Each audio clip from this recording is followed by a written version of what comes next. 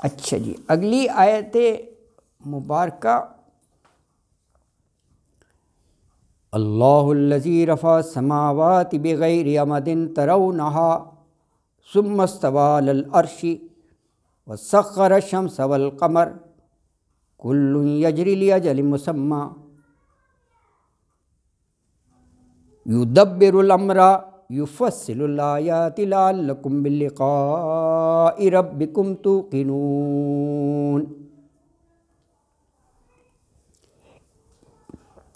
اس آیت مبارکہ میں فرمایا کہ دیکھو آسمانوں کو تمہارے اوپر بلند کر دیا، اور وداؤٹ پلرز تمہیں کوئی ستون نظر نہیں آئیں گے، اتنی بڑی نیلی چھتری اس نے قائم و دائم کر دی ہے۔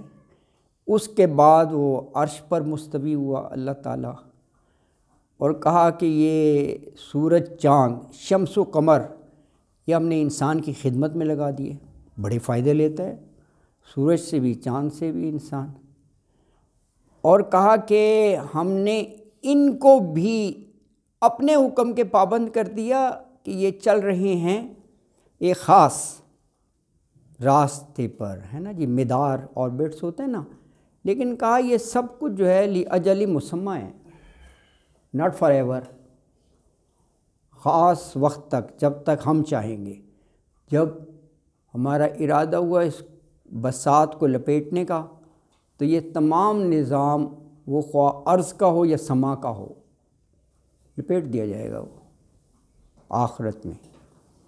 اور کہا کہ یہ جو کائنات بنائی اس کی تدبیر بھی ہم ہی کرتے ہیں، اللہ تعالیٰ کرتے ہیں نا، یدبر الامر، دو چیزیں ہیں نا، ایک تخلیق ہے ایک تدبیر ہے۔ یہ تو چلو ون ٹائم پروسیس ہو گیا، بنا دی کوئی چیز، بنا کر اس کو چلانا بہترین انداز میں، یہ ہے تدبیر، دونوں اللہ تعالیٰ کرتے ہیں، خالق بھی ہے اور مدبر بھی ہے۔ مدبر آپ دیکھیں نا، یہ دن اور رات یہ تو ڈیلی کے معاملات ہیں نا، ایگزیکٹ ٹائم پر سورج نکلے گا، دن ختم ہوا رات آ جائے گی، ایک سائیکل ہے نا، کسی نے بنایا ہے نا، ایسے تھوڑی ہر چیز خود بخود تھوڑی بن جاتی ہے، اور اتنی پریسیجن ہے کہ وہ مسجدوں میں دائمی کیلنڈر لگے ہوتے ہیں نا، اگر آپ 10 سال پہلے یہ دیکھنا چاہیں کہ 20 نومبر 2010 کو سورج کب نکلا تھا، ایگزیکٹ اسی ٹائم پر جو ہے وہ 20 نومبر آج نکلے گا، یہ اتنی پریسیجن ہے، بالکل پریسائز ہے، دائمی کیلنڈر لگے ہوتے ہیں، یہ اللہ کی شان ہے۔ اور دیکھیں کبھی دن بڑھے کبھی راتیں بڑھی، ایک پورا نظام ہے، یولج اللیل فی النہار ویولج النہار، ہاں اللہ اکبر، رات کو دن میں داخل کرتا ہے، دن کو رات میں۔ اچھا، تو کہا کہ یہ اس کو ہم نے ایک خاص مدت تک کے لیے ان کو کام میں لگا دیا، مسخر کر دیا، اور کہا کہ اپنے رب سے جو ملاقات ہے نا یوم آخرت، اس پر لوگ یقین نہیں رکھتے، اللہ اکبر۔ تو آیت میں فرمایا اللہ الذی، دوسری آیت ہے، اللہ وہی تو ذات ہے، رفع، اس نے بلند کیا، رفع بلند کرنا، رفع یدین ہاتھوں کو بلند کرنا ہے، اعلیٰ اور ارفع، بلند کیا سماواتی آسمانوں کو بغیر عمدن، بغیر ستون کے، عمدن عمود کو کہتے ہیں نا، وہ حدیث میں نماز کے بارے میں کہا نا، الصلاۃ عماد الدین، عماد بھی عمد سے ہی ہے نا، حدیث ہے الصلاۃ عماد الدین، نماز دین کا ستون ہے، یعنی امپورٹنس بتائی، جیسے ستون پر کوئی چھت کھڑی ہوتی ہے نا، تو کہا دین بھی نماز پر قائم ہے، اگر نماز ہٹا دی جائے تو وہ دین کی عمارت ہی نہ گر پڑے، یعنی اس کی امپورٹنس بتائیے۔ ترونہا یہ راہ سے ہے، ترونہا تم دیکھتے ہو جن کو، ثم پھر استویٰ علی العرش، استویٰ جلوہ افروز ہوا، قائم ہوا، علی العرش، عرش پر، تو استویٰ علی العرش یعنی اللہ تعالیٰ نے کا عرش پر قرار پکڑنا، یہ معنی ہیں، ہے نا جی۔ ایسے دیکھیں یہ سورہ آل عمران، آل عمران کی آیت نمبر 7 ہے۔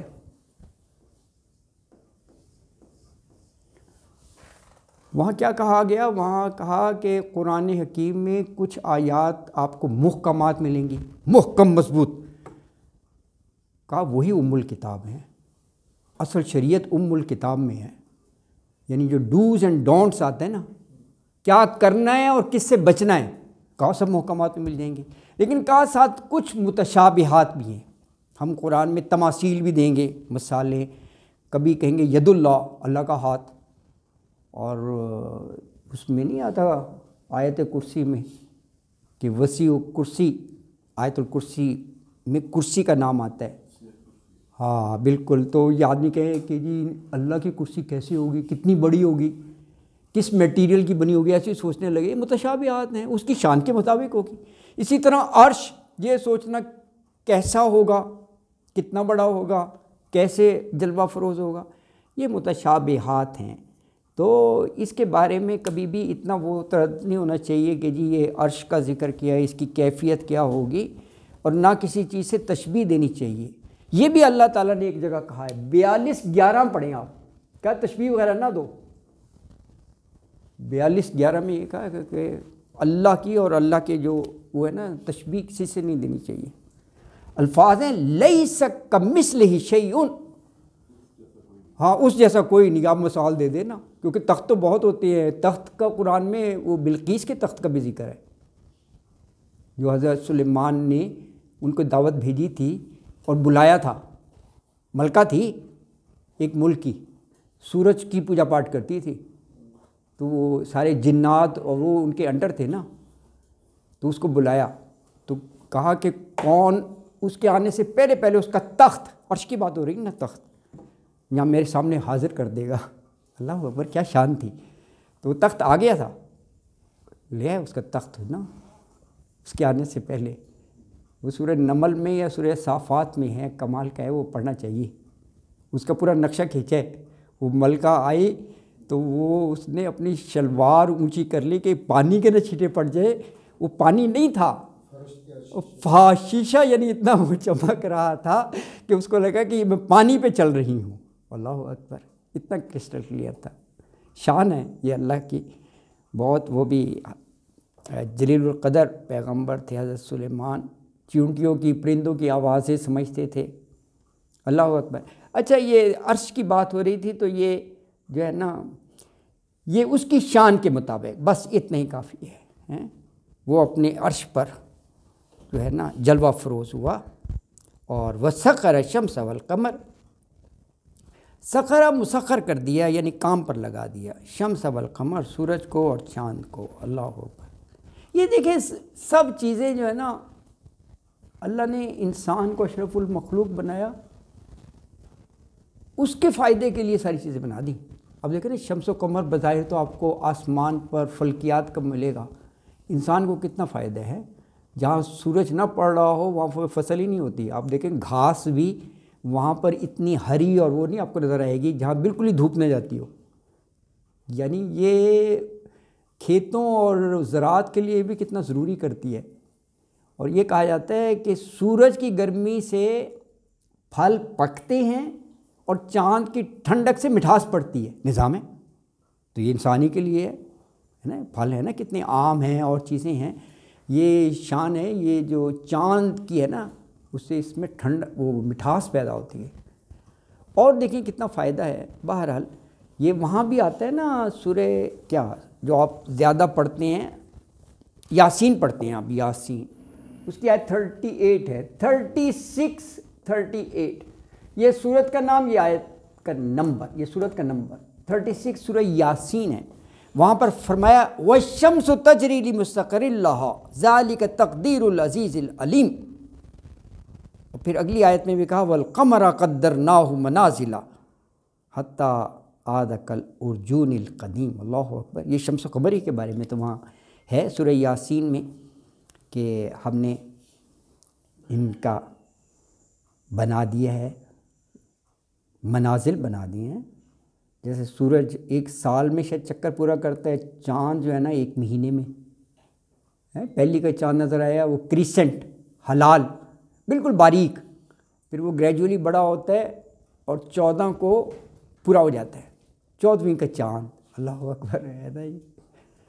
پھر وہ گریجولی کم ہونا شروع ہو جاتا ہے، چاند گھٹنا شروع ہو جاتا ہے، اور پھر وہ منتھ اینڈ پر ڈس اپیئر ہی ہو جاتا ہے، پھر وہ ایک دو دن غائب رہتا ہے، اور پھر انسان اس کی تلاش شروع کر دیتے ہیں، پھر آپ کو رویت حلال کمیٹی بنانی پڑتی ہے اس کو تلاش کرنے کے لیے۔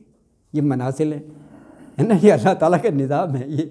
اسی پر آپ دیکھیں روزے رکھتے ہیں چاند دیکھ کر، اسی پر عید بناتے ہیں، عید الفطر، کیا نا خوبصورت نظام ہے نا یہ۔ اللہ تعالیٰ نے کہا والقمر قدرناہ منازل، وہ اسی کی بات ہے، کہا وسخر الشمس والقمر، کام پہ لگا دیا شمس و قمر کو، سورج کو اور چاند کو، کل یجری یجری جاری سی ہے، کل یجری سب کے سب چلتی ہیں، لاجل مسمى، اجل وقت کو کہتے ہیں، مسمى مقرر، ایک مقررہ مدت تک ہے نا جی۔ اور کہا یدبر الامر، تدبیر کرتا ہے اللہ تعالیٰ تمام کی، یفصل الآیات لعلکم بلقاء ربکم توقنون، یفصل تفصیل سے ہے، وہ کھول کر بیان کرتا ہے، تفصیل بیان کرتا ہے، الآیات آیتوں کی، کیوں؟ لعلکم بلقاء ربکم توقنون، تاکہ تمہارا آخرت پر یقین پکا ہو، لعلکم تاکہ تم باللقاء، لقاء ملاقات کو کہتے ہیں، ملنے کو، ربکم اپنے رب سے ملنا، یعنی یوم آخرت اس کی بارگاہ میں حاضر ہونا، یہی اللہ سے ملاقات ہے۔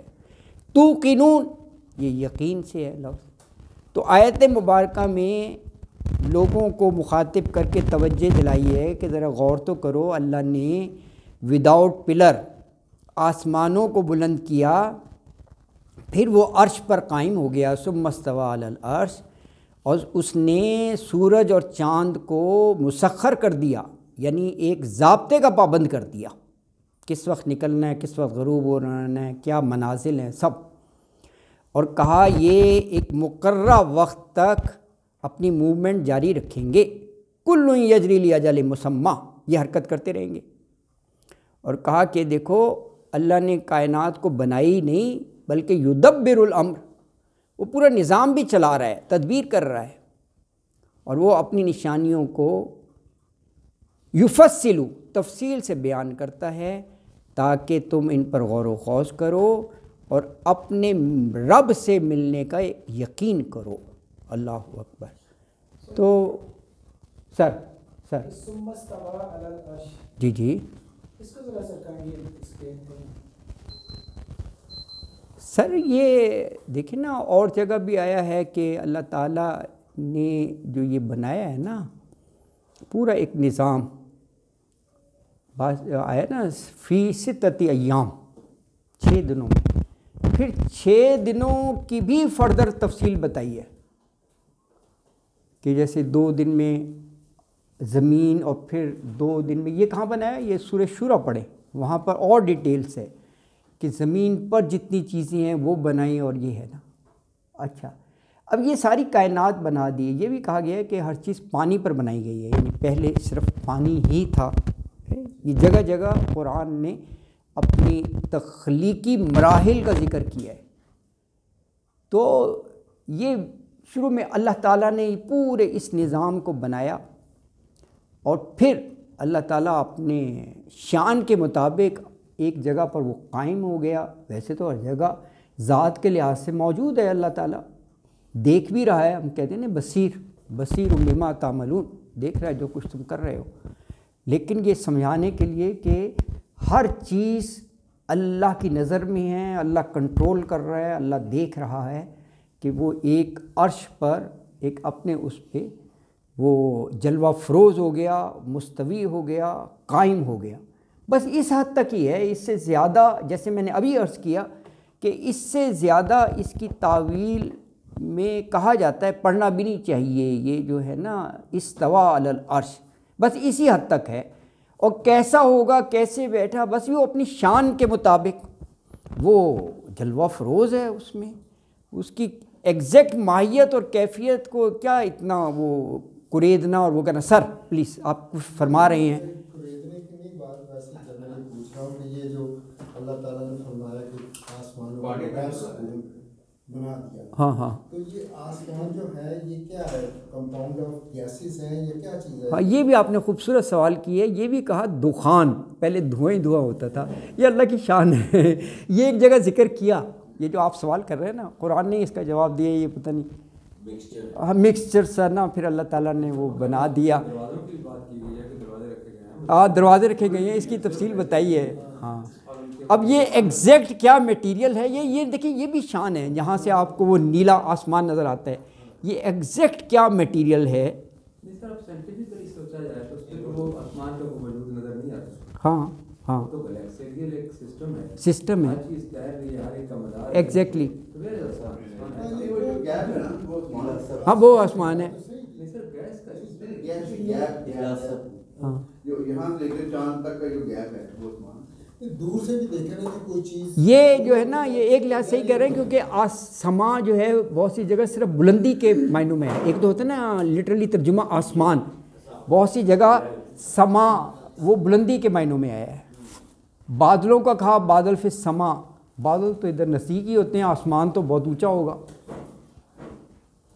قرآن پڑھنے سے یہ بالکل بڑی واضح بات ہوتی ہے، ایک اسپیسیفک اینٹی ہے آسمان، اس پہ اللہ نے سجایا ہے. ہاں ہاں اس پہ ہر آسمان پہ فرشتے ہیں. ہاں ایگزیکٹلی مصابیحا چراغ ہیں. ہاں سے داخلہ ہے اور ان پہ نگہبان ہے. ایگزیکٹلی ہے. تو ان میں جو اوپر واقعات ہو رہے ہیں ان کی گنجن کے جن لینے بھی جاتے ہیں جن کو ایگزیکٹلی یہ مضامین ہیں. بالکل یہ ہوتا ہے کہ باقاعدہ ایک دروازے ہیں تو اس کا مطلب سم تھنگ سالڈ جس میں سے دروازہ بنا ہے. ہاں کچھ ہے ایسا بالکل. ہاں ہاں متشابہات میں ہی ہے بس. یہ ایگزیکٹلی اس سے زیادہ جو ہے، ہاں ایگزیکٹلی کہ اس میں اتنا زیادہ جو ہے نا، ہاں ہاں ایک ہی نظر آ رہا ہے. یہ واقعی کہ وہ جزاک اللہ، صدق اللہ العظیم، وما علینا الا البلاغ المبین.